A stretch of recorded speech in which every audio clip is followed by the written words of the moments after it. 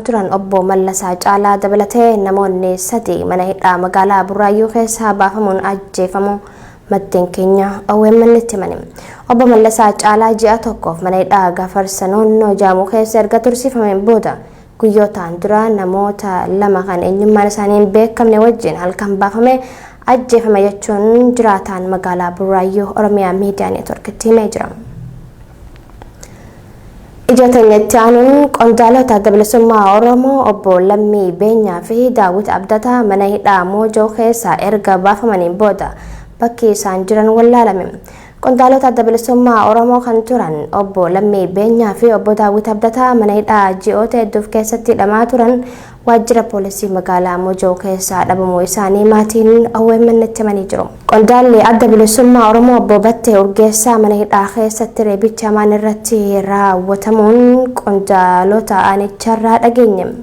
Mana hidhaa Awaash Malkaasaa keessatti hidhamanii kan argaman obbo Batteen haleellaa humnoota manneen hidhaatiin irratti raawwatameen mataan isaanii buruqee akka turee fi yaalas akka dhawwaman mirkaneeffannee jirra. Godina Harargee Bahaa Aanaa Haramayaa keessatti bakka abbaa warraa kee jiru nuuf himi jechuun deessuu Toltuu Muhammad Jaamtuu daa'ima ji'a lamaa wajjin hidhu maatiin OMN'tti himani. Aadde Toltuu Muhammad maatii ishee dubbisuuf gara Harargee Bahaa Aanaa Haramayaatti guyyaa lama dura akka imalte abbaa warraa ishee obbo Eebbisaa Abdurrahmaan Oromiyaa Miidiyaa Neetworkii yoo himu.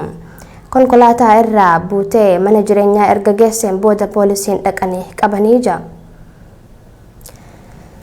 Godina Matakkal Aanaa Bulaan magaalaa Bulaan keessatti haleellaa sanbata xiqqaa dabre gabaa keessatti raawwatame yoo xiqqaate dhalattoonni Gumuzii 15 ajjeefamuu dhalataan Gumuzii Aanaa Bulaan irraa himanii jiru.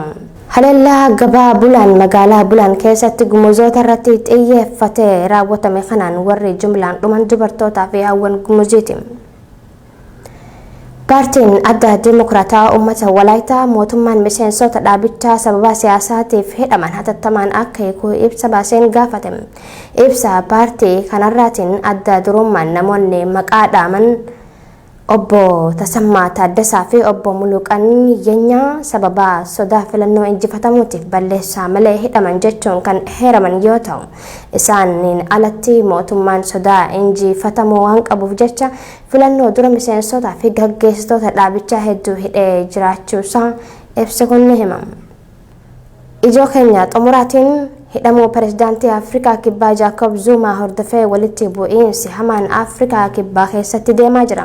Walitti bu'iinsa kana kan eegalan deeggartoota Zumaa yoo ta'an qabeenya hedduun gubateeti jira. Namoonni hedduunis hidhamanii jiru. Hageengaa daawwattoota OMN oduuwwan ijoon